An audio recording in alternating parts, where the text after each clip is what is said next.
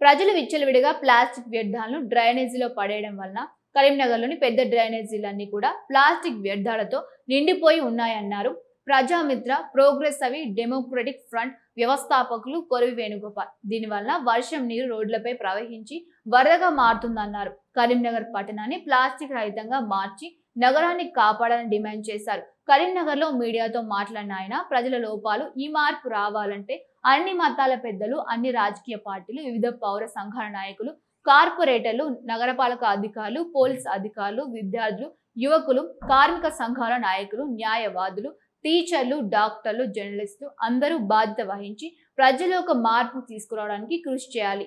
అప్పుడే ఇది సాధ్యమవుతుందన్నారు. ప్లాస్టిక్ వ్యర్థాలను తీయడానికి నగరపాలక సంస్థ లక్షల రూపాయలను వెచ్చించాల్సి వస్తోందన్నారు. డ్రైనేజీల మీద కప్పులు వేసి మూసివేయడం మూలంగా సమస్య ఇంకా జటిలమైందని, కరీంనగర్ పట్టణాన్ని అందరం కలిసి కాపాడుకోవాల్సిన అవసరం ఉందన్నారు. ఇరుకుగా ఉన్న సందుల్లో వీలున్న రోడ్లను వెడల్పు చేయాలన్నారు. కరీంనగర్ లో గ్రీనరీ తక్కువగా ఉందని 1,00,000 మొక్కలు నాటి వాటిని నగరపాలక సంస్థ ప్రజలు కలిసి కాపాడాలన్నారు.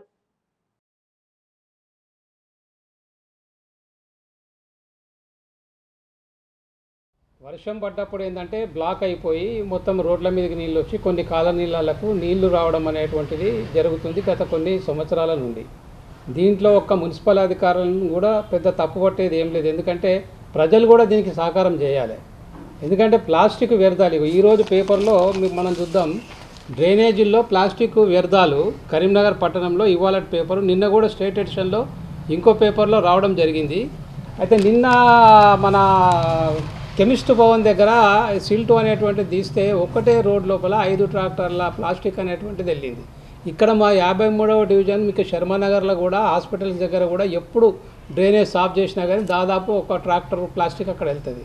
సాయినగర్లో ఉన్నటువంటి డ్రైనేజ్లో కూడా వెళ్తుంది. ఏంటంటే కరీంనగర్ మొత్తంలో కూడా ప్రజలకు ఏం అలవాటు అయిపోయింది అంటే ప్లాస్టిక్ కవర్లు ఇట్లా టై చేసి ఇట్లా ముడేసి మూర్లాల పడేయడము, కొబ్బరి బొండాలు పడేయడము, బాటిల్స్ పడేయడము, ఇదంతా కూడా ఏంటంటే ఈ అలవాటు అనేటువంటిది మారుతలేదు.